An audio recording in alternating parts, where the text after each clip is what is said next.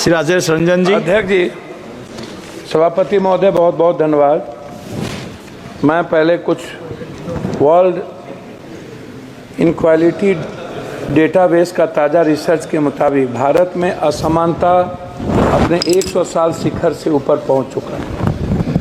Bharat reserve bank के governor Raghurajan कहते हैं कि भौतिक पूंजी पर जोर देने के साथ साथ मानवीय पूंजी के निर्माण पर ध्यान देने की ज़रूरत थी, जिसको नहीं दिया गया। आर्टिफिशियल इंटेलिजेंस की दुनिया का सामना करने के लिए तैयार हो सके, प्रथम फाउंडेशन की प्रकाशित रिपोर्ट 14 से 18 साल की उम्र वाली चौथाई बच्चे साधारण से लिखे हुए वाक भी नहीं पढ़ पाते हैं आज के इस हिंदुस्तान में।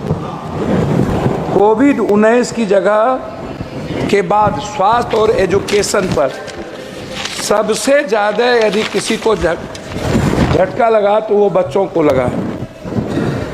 दूसरी सबसे बड़ी बात ये है कि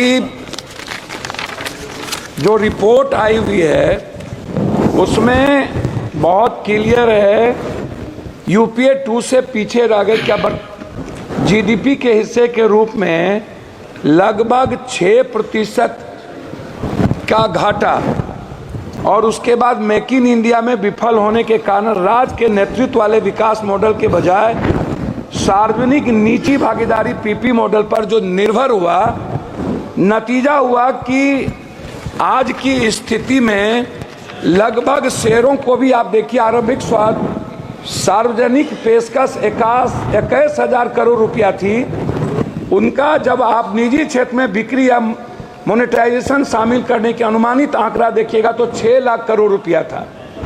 भारत के कार्यबल 20% ही औपचारिक रोजगार जुड़ा हुआ है।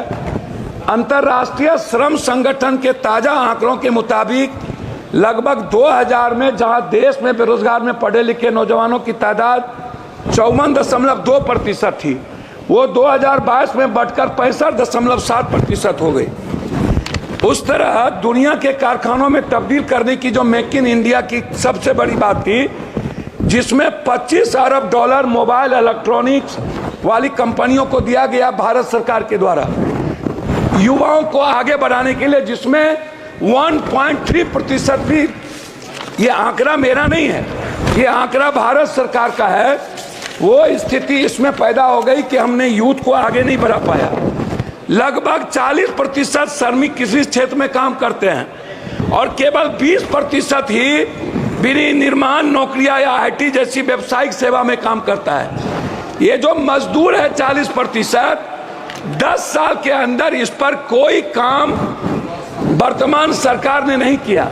खास तौर पर अनुसूचित जाति एससी, अनुसूचित जनजाति एसटी, पिछड़ा वर्ग ओबीसी आरक्षण के संदर्भ में आप उठा करके देखिएगा, जितनी प्राइवेट नौकरियों की बात आई नियोजित, उस पर कभी भी आज तक सभापति महोदय निजी आरक्षण को लेकर के वर्तमान सरकार 10 सालों में कभी भी किसी भी बजट में प्राइवेट आरक्षण को लेकर एसटी एससी अत्यंत पिछड़े वर्ग के लिए जब आपने सरकारी नौकरी खत्म कर दी, उसी का एक हिस्सा है बजट में जो आया है ओबीसी वर्ग के लिए, जिनकी राह में कठिनाई, छात्रों की pre 210 crore, post matric 10 crore, लगभग 921 करोड़, छात्रवृत्ति नेशनल फेलोशिप 55 करोड़, विदेशी शिक्षा की सब्सिडी स्कीम 25 करोड़ तथा छात्रावास योजना पर 45 करोड़ रुपया की अनुमानित, मतलब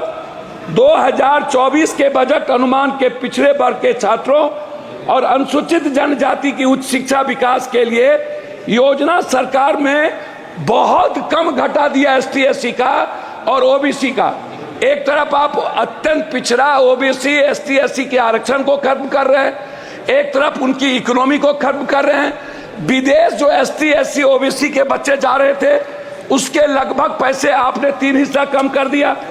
तो मेरा उसमें कहना बिल्कुल साफ है कि अध्यक्ष महोदय, सबसे जो इम्पोर्टेंट था वो है, आप इसको समझने का प्रयास करिए, वो सबसे ज्यादा है एजुकेशन, हेल्थ, नरेगा, विडो। मैं सभापति महोदय विडो के बारे में जो 6 पेंशन है विधवा पेंशन है, वृद्धा पेंशन है, निःशक्त पेंशन है। मैं सरकार से जानना चाहूंगा ये 300 रुपया कब तक आप दोगे? 400 रुपया कब तक? क्या इस पेंशनधारी को 1000 से 2000 रुपया वृद्धा पेंशन को क्या नहीं बढ़ाना चाहिए? दूसरी चीज, नरेगा जिस पर मजदूर निर्भर है, मनरेगा की स्थिति को आपने कितना कम बजट दिया है, आप इसको देख लीजिए। दूसरा चीज जो हेल्थ सेक्टर है, ग्रामीण स्तर पर जैसे कैंसर है, ब्रेन ट्यूमर है, हार्ट है, जो संक्रमण बीमारी है, जो ओबीसी, अत्यंत पिछड़ा, दलित वर्ग आर्थिक रूप से वो नहीं कर पा सकता है, तो क्या आपने ऐसी कोई योजना बजट में कि जो ऐसा, आयुष्मान तो कहीं है फेल्योर है, तो क्या आप कोई ऐसी योजना जिसमें कैंसर, हार्ट, ब्रेन ट्यूमर, इसका इलाज फ्री और दवाई जो लगातार वृद्धि हो रही है, और ग्रामीण स्तर पर किसी भी अस्पताल का जहां डॉक्टर नहीं है, 76 अध्यक्ष महोदय 12 मिनट में 76% लगभग डॉक्टर नहीं है, लगभग टेक्नीशियन और लैब नहीं है, सरकारी अस्पताल कहीं भी दवाई नहीं देता है, गुणवत्ता नहीं है, मेडिकल सिस्टम नहीं है, आप इस पर नहीं कुछ बोले। मेरा सिर्फ आपसे अंत में कहना यह है कि आपने जाति जनगणना, मेरा कहना है कि अध्यक्ष महोदय कि जाति जनगणना के लेकर के आपकी क्या राय है, इस पर आप कभी चर्चा नहीं करते हैं। दूसरी चीज, आरक्षण को लेकर के ओबीसी, अत्यंत पिछड़ा, जो जेएनयू है, जो बड़े बड़े कॉलेजेस हैं, समाप्त कीजिए, समाप्त कीजिए। मैं बात कर रहा हूं अध्यक्ष महोदय, मैं अपनी बात सिर्फ करना चाहूंगा। अब मैं बात करूंगा कोसी, सीमांचल, पूर्णिया की।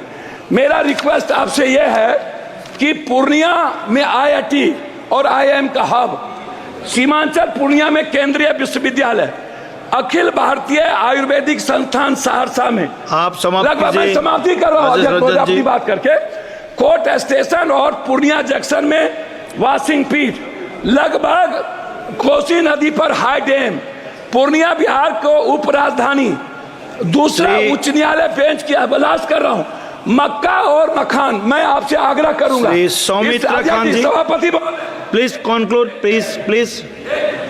मैं बजट के लिए, मैं सभापति महोदय, बजट में फूड प्रोसेसिंग और डेयरी मिल्क, मक्का मखान के लिए मैं इस बजट में चाहूंगा कि बिहार को विशेष पैकेज के रूप में जितने बंद पड़े फैक्ट्री हैं, क्योंकि मजदूर बाहर जाते हैं 2.25 करोड़, इनके लिए कोई इंश्योरेंस नहीं है, किसी मजदूर का। धन्यवाद, प्लीज। धन्यवाद चेयरमैन सर।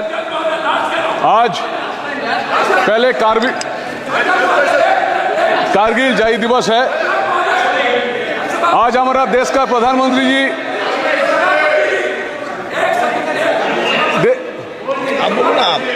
आप पहले धन्यवाद देना चाहता हूं, जहां देश का प्रधानमंत्री जी हमारा 1 सेकंड आप मेरा आग्रह 15 सेकंड में बोले, 15 सेकंड। मेरा आग्रह है अध्यक्ष जी, ये जो आप जैसे आंगनबाड़ी, रसोईया, आज कारगिल जय दिवस, ममता, आशा, नियोजित, संविदा, शिक्षा मित्र, मेरा 2 ही इसमें सबमिशन है। लगातार जैसे अग्निवीर के बारे में ये सवाल उठ रहा है, नियोजित, संविदा, शिक्षा मित्र जो उत्तर प्रदेश में है, इसके खिलाफ ये असमानता है टीचर के प्रति, ये असमानता है एजुकेशन और सम्मानजनक प्रति। Okay, thank you. धन्यवाद सर। आज प्लीज कंक्लूड। कोई चीज सौमित्र खान जी प्लीज स्टार्ट।